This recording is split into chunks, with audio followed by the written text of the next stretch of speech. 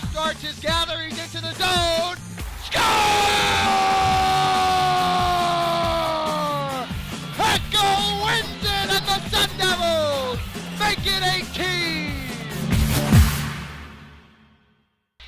18. Welcome into the season's first edition of Hell Frozen Over. Two new faces up here. Trey Lanthier, nice to be alongside you. Nick Merrick, myself. It'll be certainly a fun year replacing Austin Controlis and Nick Licalzi from last year, so we'll have a full rundown of this season. Hopefully we'll keep it going if we don't crash and burn in the first couple of episodes. But it's certainly going to be fun. We're right here in Oceanside Arena, and you know, Trey, if you're looking back at the first game, the Sun Devils just completed against Texas A&M. It was a pretty dominant one at that. 13-0 was the score. So looking at it, what were the positives to take kind of from that Texas A&M game? Everything was a positive. This team came in and absolutely dominated this Aggies unit. There was no chance for this team to even get started, really. The defense came out rolling, and I think that was what impressed me more than the offense. A lot of people focus on the 13 goals that were scored, but only 6 shots allowed on goal. How can you get any better than that? I understand that it's a D2 team. We all understand that. We're well aware that this is a team that's not expected to compete with ASU, but it was a domination. It wasn't even no team had put together a performance like that. And, you know, we're probably going to get to it later, but Delaware losing to Navy is huge at the top of the ACHA standings. Arizona State taking care of business against their season opener opponent in Texas A&M, and it's just huge. It's huge. Well, that's a big point, too. You mentioned just probably like 10 seconds ago how the Division I team just took care of business against Texas A&M, but they're really a Division II squad, so they were supposed to be coming over here to play the Division II ASU team, which they did, and ASU Division II team beat them 6-1 and 7-0. So, and it makes you wonder, Nick, if this team wouldn't be better off playing its own Division II unit instead of their opponents. Yeah, well, I mean, if you look at it, there's 26 goals, 1 goal scored against, so both units are very prestigious. Yeah. Obviously, Arizona State Division II team was right there last year, and they were one of the top in the ACHA Division II bracket. Should have won it by that ridiculous tiebreaker rule of goals for rather than the goals differential, was kind of what snubbed the Sun Devils last season in the offseason. So certainly both divisions are going to be looking for a change this season, not only to mention that, the Division III team coming in, but then switching gears kind of towards the freshmen. The freshmen kind of stood out in that game. You look at it, there were 17 points scored amongst the 6 freshman starters or newcomer starters who came on this squad. 13 of them came from Stephen Collins, Jordan Young, and Brian McGinty. What does that mean for this program going forward? It's huge. It's huge. It shows that this program is going to last. It's going to have endurance. A big concern coming into this year was the fact that it's starting to get kind of old. When you look at Heckel, when you look at McAuliffe and Jancy, these guys are starting to age. They're starting to grow older. Who's going to back them up? Who's going to come in to fill those roles? Suddenly, these freshmen come in and just take it over. And that's why it's such a big performance from them, because that was a huge question mark coming into the season, was how can the youngsters perform? You know, it's crazy that you mentioned that, too, because if you look at it last season, from just how the mentality switched a year ago, it used to be, here's a Sun Devil team that's fairly young. There's still plenty of sophomores on the team. Heckel was just sophomore by then. And now all of a sudden, there's some reason that switch between sophomore and junior year. Because you're moving into the second half of your career. That's true. That's a good point. But it's not even like, there's not much of a difference between junior and senior year, because it feels like when you're a junior, people are already walking them out the door, which is incredible. But these players, a lot of them still do have 2 years left to play here in Oceanside Arena and on the road and try to prove and win a national championship. But there's also a couple of them that have 4 years left to play, including Jordan Young, 6-point performance from the freshman. How can you get any better than that as a debut? Coming out onto this ice for the first time in your career, how can you do any better than that? You know, he played absolutely phenomenal, and when I got a chance to sit down with Coach Powers, he kind of mentioned that, you know, Jordan he's not going to expect 6 points from Jordan every night. That's kind of expected. It was against Texas A&M. I hope to God no coach would hold a player. If he starts averaging 6 points a game, we might as well cancel Hell Frozen Over. We'll call it the Jordan Young Show. I agree with you there full-heartedly. But, you know, we'll have Coach Powers in the show in our next segment as well, so more on him to come. But Jordan Young, just all that he's been able to do, both defensively and offensively, he's a lockdown defender. He can turn into the point score like we saw, the 6 points. He's definitely a sniper. We've proven that he's not afraid to take the one-timers. He's not afraid to set up the offense. He kind of quarterback that offense. He's played both specialty teams. He's kind of a do-it-all kind of player that the defense has really been lacking the past couple of seasons. And I mean, if you want to go so far as looking at national tournament demise, that may be the difference, what picks him up to that next level. Well, just having youth is always big because you need that depth. You need that. And Coach was talking about, Coach has referenced the depth in these lines, the fact that we've had 3 lines that can all perform so well, and you can rely on any of those 3, and then that 4th line is starting to build together and starting to become reliant as well. It is. When you have that depth, when you're making these tournament runs, you don't have to rely on the front core unit as much. You can fall back a little. You can give them some rest, get some chances on the bench to catch a breather, and then get right back out there ready to play again. That's huge, and that's something that the Sun Devils sort of lacked on last year. Extra players can't hurt you. Having so many players that can perform is never a bad thing, especially when they're young. They're eager, they're ready to get out there, and they're ready to score some goals. And that's why Coach Powers ended up adding a couple extra roster spots at the end of those tryouts to let on the players he felt deserved to be on the team. If they're D1 talent, they're D1 talent. Nothing else to be said than that. Before we go in the U of A preview, we're going to just have a couple interviews with Ryan Clark and head coach Greg Powers, and then we'll kind of recap our opinions of U of A, because that's the upcoming series, the one that Sun Devils are looking forward to this weekend. So coming in 25 games, 26 games on the line in a row against U of A Wildcats. Stay tuned right after the break. Quick interview with head coach Greg Powers, and then more Hell Frozen Over after that.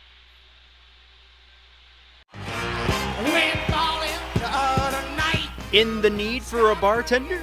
Hey Bartender offers old-fashioned service mixed with a contemporary style. Professional bartenders are available for your next wedding, mixer, graduation, pool party, or banquet. To order service for your upcoming event, call 602-410-2227 or visit heybartender-az.com. Hey, bartender, hey, man. Welcome back to Hell Frozen Over. Alongside Trey Lanther, we brought Coach Powers on the show with us for our second segment. Coach, nice to have you on here. A couple questions for you to grill you with. We just want to ask, what was it like from that A&M game, being able to transition out of that and being able to prepare the team for U of A? Well, it's been fun. Obviously, the A&M game didn't present as much of a challenge as we would have liked. It's always good to get a convincing win, but we really still don't know what we have. I mean, it's tough to gauge in a game where you outshoot somebody 98-6. So we'll find out on Friday. U of A is a heck of a team, and we'll be ready for them. Well, Coach, you mentioned the shot numbers right there. Joe Delia and Corey Frank weren't able to get many reps. Do you feel like they're still going to be game ready coming into the U of A series? Yeah, I do. They're both of those guys, and don't forget about Kyle Dietrich. He's right there. Kyle's right there. I mean, it was a coin toss really to decide which 2 guys to go with against Texas A&M. Right now, Joe definitely has the edge on both of them, just from an experience standpoint and consistently in practice. Our goalie coach Jeff Tecca believes that right now he gives us the best chance to win, and I agree. But Joe and Corey and Kyle are literally right there. So all those guys worked hard over the summer, and they've been good in practice. So I'm not worried about them at all. Well, that's interesting because you said the goalies are kind of stepping up. Which skaters, forward or defensemen, kind of stepped up and played a bigger role? I understand, okay, sure, you said Texas A&M wasn't the biggest opponent, but how have kind of those players fit their roles on this team and kind of carried them? Well, I think we're still trying to figure out who has what roles exactly, but we know we have 3 incredibly good lines. On any given night, I believe any one of our top 3 lines could be one of the best lines in the country. And on any given night, I think our 3rd line is probably going to be better and more talented than the team we're playing's first.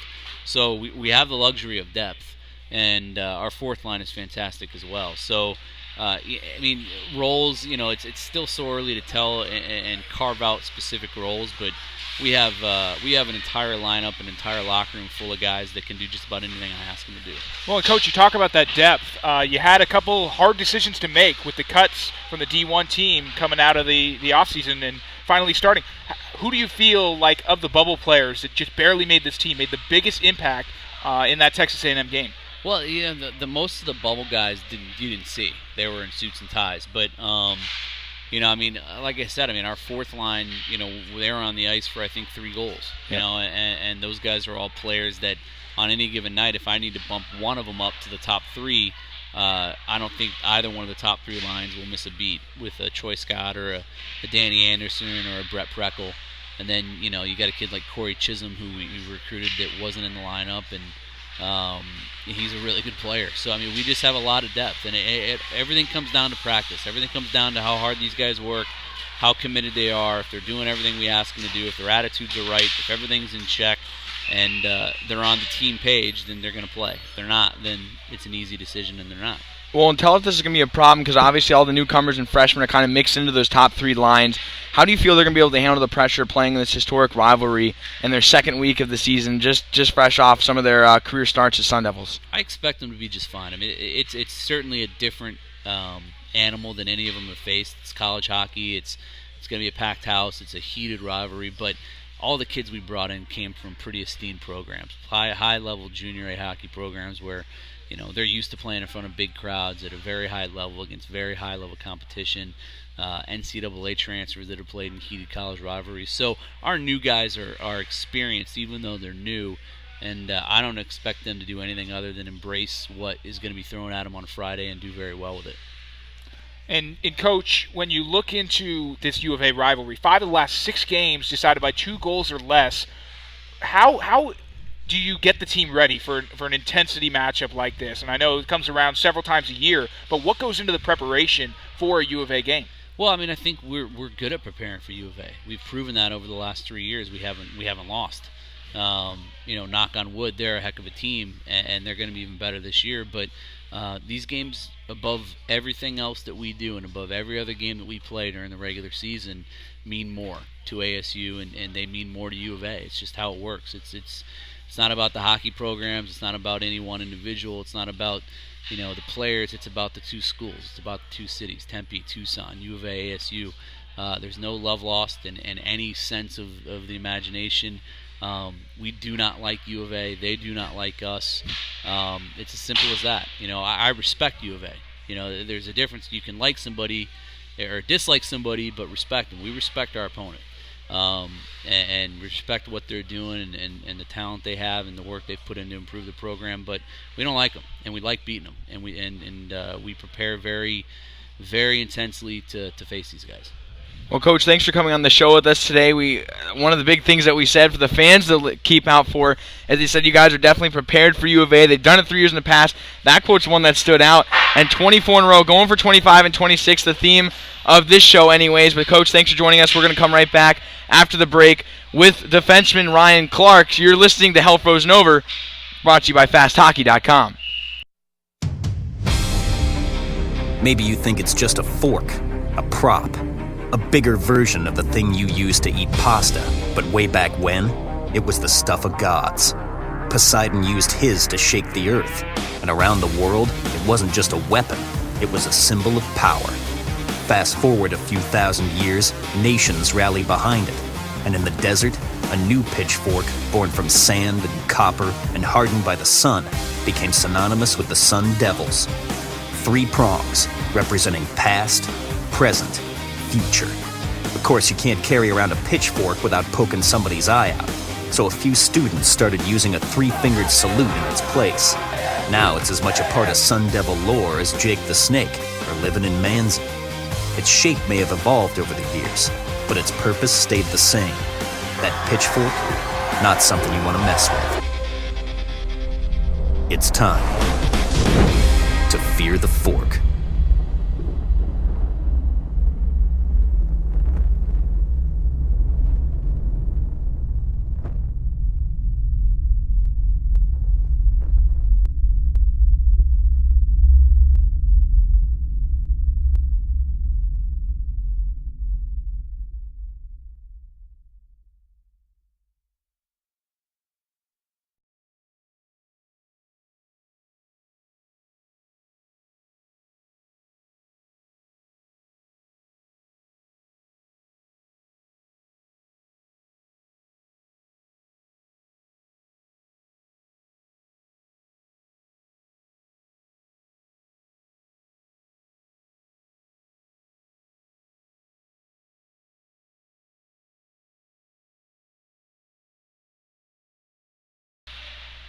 Thanks and welcome back to Hell Frozen Over. Now we're standing next to, I should say, Ryan Clark, defenseman of the Arizona State Division I hockey team. Couple questions for you preparing for the U of A series this weekend that's much anticipated.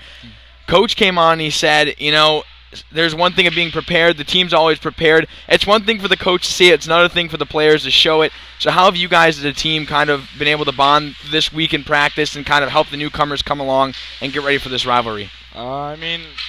we've had a tough couple of days of practice. I mean, all the veterans know how big this weekend is and how the rivalry just intensifies the game. And we've been trying to let the rookies know, or the new guys, hey, it's going to be a lot bigger game than last week especially. So, I mean, practice has just been intensified a little bit more, a lot more hitting, a lot more speed. But, I mean, I think we've been paired well. It's just once you get to that game time, it's can you do it or can you not?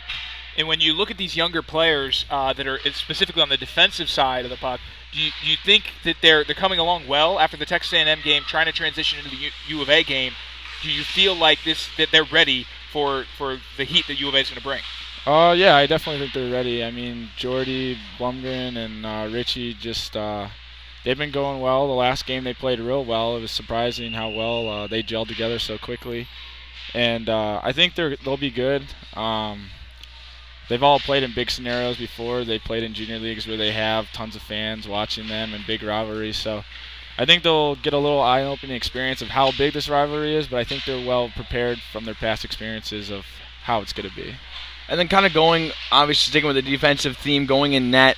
Obviously, Shacker was the one who was in net for the Sun Devils the past X seasons. He was here for 4 years, felt like 10 from our standpoint. But now we're kind of have Delia and Frank, and then even Dietrich stepping in roles. So how have you guys been able to help them in front and really get pucks away from them, clear it out, and make their job a lot easier? I mean, we just try and communicate a lot. I know each goalie has a specific style they want and how they play. Some goalies play the puck more, some don't. Some like to see it differently. So, I mean, we try and talk to the goalies, hey, what do you like, what do you dislike? And then we tell them exactly how we like it, like how to put the puck and stuff. So, I mean, it's just a big communication factor that we've been doing. I think it's been going well because each goalie, I think everyone knows what they like and how we should play in front of them and stuff like that. So. And what's the defensive strategy going to be like for U of A specifically? I think it's just going to be just to contain right off the bat because they always come out firing. And then once their adrenaline dies down, I think it's just going to be play how we play. I mean, if we stick to our game plan and just protect the front of the net and then build off the defense into the O zone, I think we'll be fine. It's just if guys can stick to what we plan on doing and not get rattled by the crowd or the intensity or I mean, it gets a little chippy out there too. Yeah. So it's like guys can big environment. If they can keep their head, it'll be great. So I think we'll be fine if we just stick to what we know how to do. And Ryan, more of a fun question here. Do you have any specific rituals that you know that team players go through, whether it be wearing lucky underwear, lucky socks, or eating something special before a U of A game? Anything that goes into that? I don't know if there's just a specific just for the game. I know Joe is a big just does exactly what he needs to do. I sit right next to him in the locker room, so I don't talk to him at all, or else I'm going to get a lashing from him. But I know, like, every day guys get dressed the same way or do the same warm-ups. But, I mean, for this game, I don't think there's anything special. I mean, I'll be eating the same game time meal that I always eat and getting dressed the same way, but nothing that crazy. But, no, just the regular stuff happens. So. Maybe a stricter Joe than we're used to also. Oh, yeah. Last couple of questions here is when you kind of look forward to the head of the season, I know kind of the motto is let's not get too far ahead of ourselves this year, but as a team, seeing all that talent, do you guys have expectations? Do you realize it's there? Obviously, you guys know the past, unfortunately, but is it just kind of the time for rebirth and just go back and get that redemption? I mean, the history is definitely there. Last year, since we have so many returning guys, we only lost 2 or 3, I think. That bitter taste is in our mouth to where we need to just strive for what we know we can do. And last year, we knew we were the better team, but it just didn't happen. So this year, I mean, we're looking forward to the national championship, but at the same time, we're taking it game by game because you build during the season on what you're going to be in the playoffs. So we're looking game by game as of now, especially for this weekend where we're taking Friday first, and then we're going to see how Saturday goes after. So.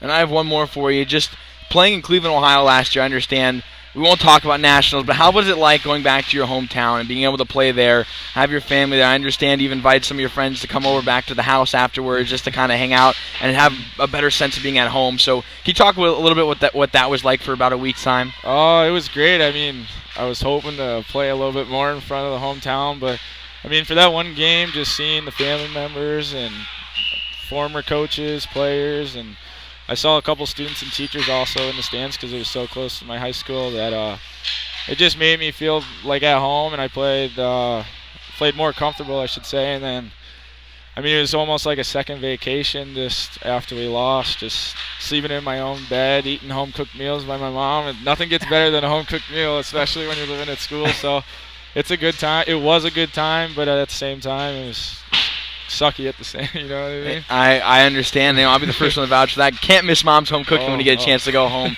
But thanks, Ryan Clark, for coming and joining us today. We're going to look back in ASU U of A series this Friday and Saturday night right here in Oceanside. We're broadcasting out of, so stay tuned. Come back for more on Friday. But for right now, we're going to take a quick commercial break, come up, wrap up U of A alongside Trey, and then we'll send you packing and get ready for game time. But Ryan, good luck on the game on Friday, Saturday. Have a good series. Prepare well, eat healthy, and you'll do great. All right, thank you.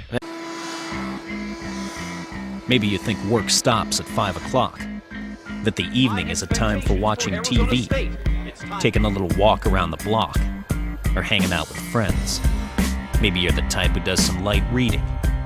For Sun Devil football, no matter what time it is or where we are, the work never stops. It's time to go to work. It's time to be a Sun Devil. Welcome back to our Hell Frozen Over. Alongside Trey Lanthier, I'm Nick Merrick.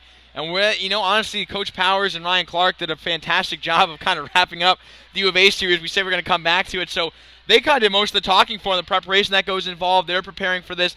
There's certainly all hearts in this from all the Sun Devils, from top to bottom, starters, and the guys sitting out for this game. So rather than looking at that, Trey, who are kind of the players on U of A that are going to stand out in this weekend series against the Sun Devils? Who should we be prepared for on both sides, even? If you wanted to throw a couple Sun Devils in there, but what should the fans expect to see? Well, I think all eyes are going to be on Andrew Merms. The guy is a machine when it comes to scoring points. He's been leading U of A for numerous years now. He's clearly one of the most skilled offensive players that ASU is going to face on a yearly basis. Already has 8 points in the year for U of A, and he's always going to be a dynamic player. You have to watch him on the defensive side, and I'm sure Ryan Clark and his boys are going to be getting ready to face up against a guy like Andrew Merms with such skill. You always have to keep an eye on those guys because they can take over a game at any time. And then for ASU, I'm looking at Danny McAuliffe. I think this is a guy who doesn't show up in every game, but when he does show up, it's huge. And he makes such an impact in Wildcat games for whatever the reason. Lives up to the rivalry, lives up to the hype, shows up to play, and that's when it matters most. So a guy like Danny McAuliffe, I see, he's got the experience. He's a junior now. It's crazy to say that. He was a youngster just a day ago, it seems, but he's not anymore. He's grown up. He's a veteran on this team, and he's got to lead the scoring. All eyes should be on him. Yeah, and the veteran. I would say. Guess what else is worn right there? He got the A on the chest as well. That's what Danny McAuliffe deserved for all the time he spent. You mentioned kind of Wildcat killer. Another one of those has been Dan Sterna. Sterna's been a guy who's been coming in almost seems like game in and game out. There's quite a few points on that sheet, whether it's he's goals, a very assists. quiet, consistent.